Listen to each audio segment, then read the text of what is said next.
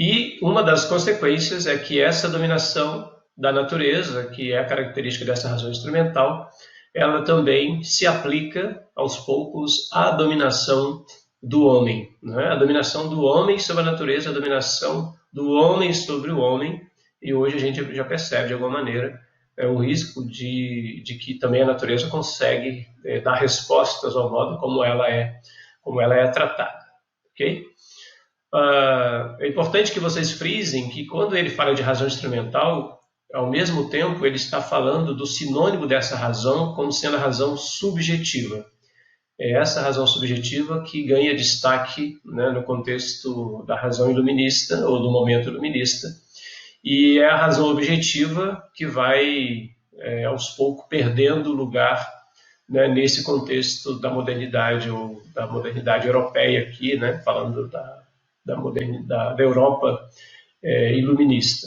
Tá bom? Então, quando ele escreve o eclipse da razão, ele está dizendo que é a razão objetiva que está perdendo força para a razão objetiva, né, que ganha força nesse momento, né, que é sinônimo, como eu disse, da razão instrumental.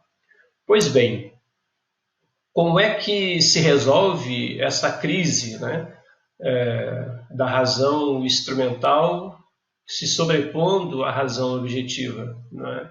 Ele comenta brevemente no capítulo 2 do seu texto duas saídas que não são verdadeiras saídas. Né? Primeiro, uma saída neotomista, né, que é a tentativa de voltar ao paradigma medieval centrado no dogma para se resolver essa crise da razão, ou seja, abandona-se a razão instrumental, enfatiza-se somente a razão objetiva, né? Nesse caso do neotomismo, fundamentada em última instância nas asas da fé e da razão articuladas. E a outra saída é a saída dos neopositivistas, que é a tentativa de afirmar a tese, né, que já vimos em filosofia da ciência, a tese do verificacionismo, e afirmar que a ciência deve se preocupar apenas com os fatos, né, e de que, de alguma maneira, ela é neutra. Na percepção do Horkheimer, a perspectiva neopositivista, ao criticar, de alguma maneira, a perspectiva também neotomista, ela esquece que ela vive de uma contradição. Ela também é produto de fé, né? Essa fé no progresso da ciência, né, como solução para todos os problemas. Então, não se pode tomá-la como sendo uma alternativa para se resolver a crise da razão instrumental, tá? Muito menos o neotomismo. Então, qual é o caminho que ele apresenta?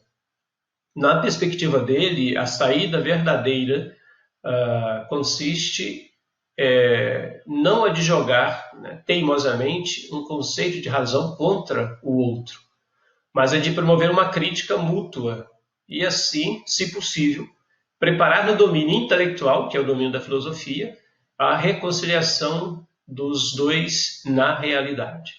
Então, trata-se, à luz da razão objetiva, mostrar os limites da razão instrumental e também, à luz da razão instrumental, perceber os limites de uma razão que é a razão objetiva. Tá? Então, concretamente, esse é o caminho que ele nos apresenta. E do ponto de vista da crítica da razão objetiva à razão prática, né, ele apresenta aqui alguns caminhos.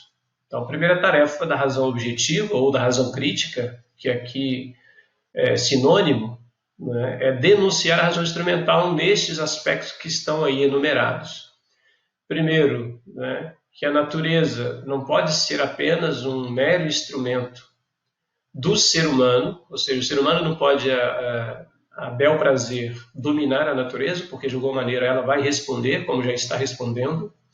Segundo, é preciso recusar toda a perspectiva positivista, neopositivista de que a razão ou o discurso racional é inútil, porque ele não gera produtos que possam ser, sei lá, ter utilidade prática, né, para geração de riquezas, de poder. Né? Então é preciso recusar essa perspectiva. Terceiro, é preciso desobedecer aqueles grupos que controlam o capital e o trabalho.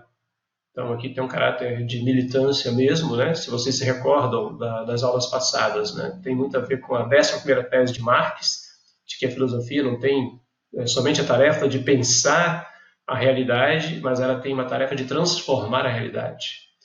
Em quarto lugar, uma crítica à cultura de massas, e aqui é um tema que a sociologia vai discutir, né, que é a indústria cultural. Em quinto lugar, é uma crítica à redução da razão à vida administrativa, então a razão precisa se desfazer desse laço, né, ao qual ela está refém. Em sexto, é preciso fazer uma crítica ao ócio criativo, né, imaginar que você, descansando, né, você está produzindo riquezas, né, para a empresa a qual você está vinculado. E é preciso também desmistificar o ócio preguiçoso, ou seja, é preciso recuperar o sentido do ócio, né, como sendo exatamente o espaço para nada fazer, para nada produzir. E por último, é preciso redefinir o conceito de produtividade para além da utilidade, né? É preciso pensar que o ser humano tem muitas fomes, né? Não só a fome aqui da produção econômica, há vários outros elementos simbólicos muitíssimo importantes que compõem a vida do ser humano.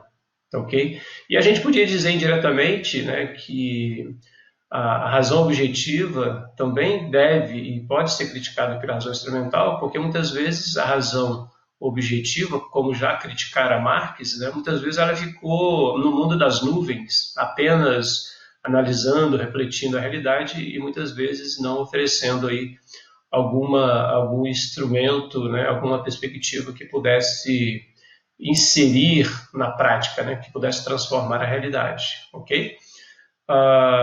Então aqui está a referência, né, o Eclipse da Razão, que vocês depois podem frequentá-la, né, está disponível como para download, né, para quem desejar se aprofundar.